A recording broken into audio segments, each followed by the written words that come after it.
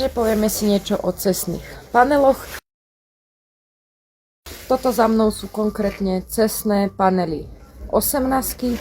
Používame do nich sieťovinu v rozmere 2x3 metre, oka sú 15x15, v hrúbke 5 mm a robia sa panely 15, 18 a 21.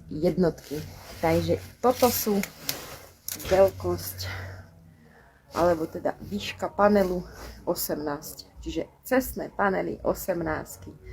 A čo sa týka výroby, tak najprv sa nastrieka podložka olejom, potom tam idú dištančné podložky, dá sa sieťovina, dá sa betón, na to sa dá znova sieťovina, betón, uvibruje sa to, prejde sa to metlou, aby to bolo krásne z vrchu.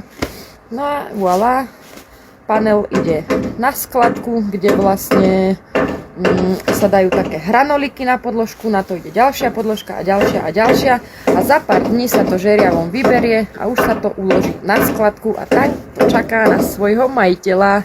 Takže toľko o cestných paneloch. Čaute!